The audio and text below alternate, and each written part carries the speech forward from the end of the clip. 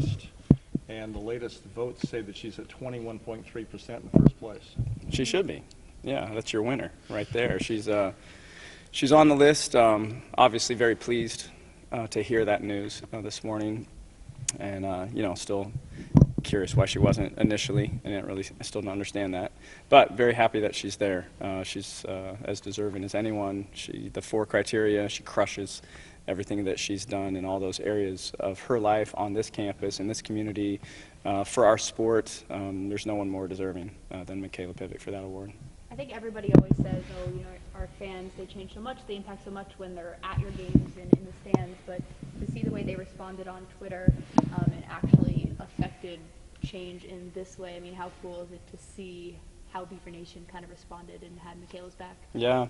I mean, they say that it didn't have an impact, in their release. It might have had some, I don't know.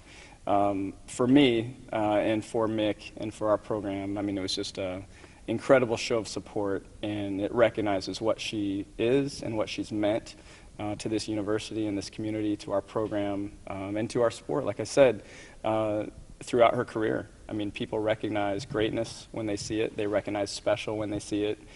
They recognize someone that's an impactful person in every way. And, so to see Beaver Nation rally around her was really encouraging and special, and, to be honest, not surprising at all. These upcoming 2 weeks, you've done this once in your career. Yeah, I read that. That's what I heard. I don't remember it, but I read it. Oh, I was going to ask you, do you recall, I think it was 16-17 that season. Do you do anything different with a situation like this, or is it just the same one game at a time?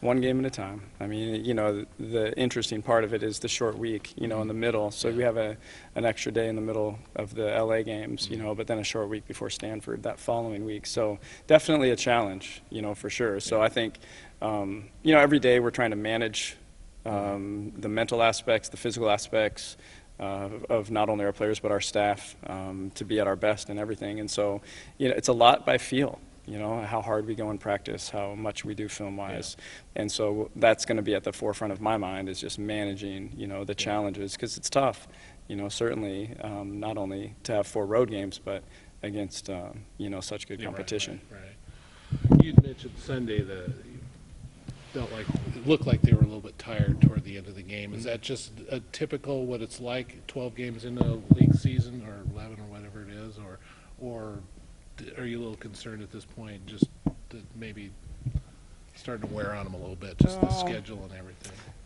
Well, I mean, it's been a tough schedule, and there's no doubt about that. With Kennedy going down, that meant we burned some people a little, longer. Yeah. And then just the nature of those 2 games, were so demanding, just the fact that they were so close and highly contested, So I think, both teams shot poorly in the second half of our Arizona game. Both our shooting percentage were very similar, actually. And we were the team that had the shortest amount of rest of all 4 in that series this weekend. And so, I was really proud of the way the team battled their Warriors, and so we'll manage that as well, as we go forward. I'm not concerned about it. With Kennedy out for the rest of the season, you talked about the puzzle of moving forward and how difficult it is, but talk about other players who need to step up, and you're looking forward to them stepping up as the season wears on. Yeah, remind me other players, because first I'm going to say how amazing is Kennedy Brown. I mean, our heart breaks for her. You certainly don't hope for an injury that ends a season for anyone, anywhere. But what an incredible person.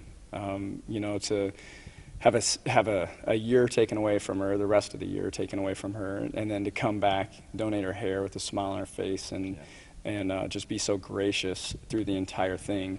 And I know going forward, this family's going to wrap arms around her and be with her every step of the way as she comes back, and she'll come back stronger than ever. And so, just an amazing person. So what a great example. And as far as moving forward, you would look to Maddie and Janessa for sure, playing more minutes. They both have played that position throughout their career. They're both seniors. We've used Michaela there some, and did this weekend, which would open up a wing spot, so you expect some more time for Jazz, for sure. And so, I think everybody, needs to rise a little bit. I'm trying to remember last year, I think you'd said when Kat went down, it was the first time you'd gone through a player. Now it's 2 years. I mean, there's some challenges for you too, because you haven't really done a lot of this over your career where you've had to do. It's been a while. The last one I had was 2002 back at George Fox, season ending, and so very strange. You know, we've had some odd things the last couple of years. So it's just part of the game, though. You know, it's just lots of teams deal with it, and so that's why you have a team. And you know, this group has always responded well to adversity, and I know we will this time as well.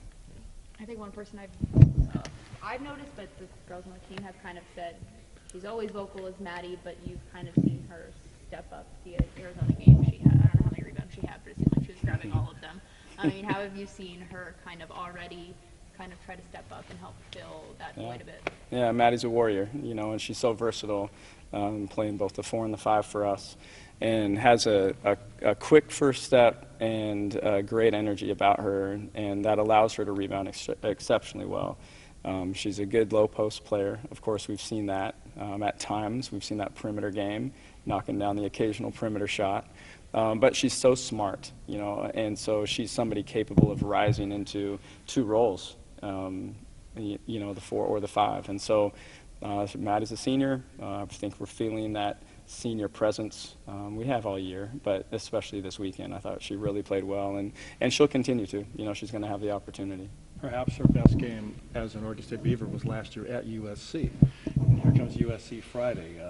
Obviously, more of that could give her some confidence. That's not that she needs it, but that's a good memory for her. And what about USC? Because the last couple of years have been very interesting down there. Yeah, I mean, always a challenging place to play. You know, another very athletic, scrappy team that's young, finding their way. You know, they've got just an impressive freshman on the inside, and Peely, and then an outstanding freshman point guard on the outside. And so, yeah, different look.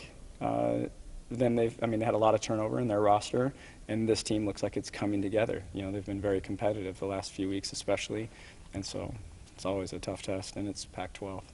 We talked about small ball. When everybody's clicking, that small ball works pretty well for you. Agreed. It's a dynamic offensive team, you know, to be able to put 4 guards out there, 3 of which have played the point in their career, you know, around any of our post players. That's a hard thing to defend, especially since they all can play off the bounce as well. All of them, they're attacking guards. You know, this weekend I thought we really showed growth defensively with that group because they had to rise. I thought we rebounded better, you know, than we had previously with that lineup. And so we'll certainly look for that to continue, that progress. But I like that look from us, at least in spurts. Talk about the challenges the Bruins bring too, because you know you don't have any tape on them, but this year, you know, you play them once at their house. Talk about what you're expecting from them. Yeah, always another tough place to play. You know, that was a big win for us down there last year. This group is a little bit different just because they're a little smaller, yet you know they have such great guard play. Onyenware is just an unbelievable weapon on the inside, and now she's stepping out and knocking threes down. And so they've had a great year because they've got a lot of weapons offensively, and they're playing extremely well together. So, 2 tough tests. Coach, thanks. Yep. Thank you.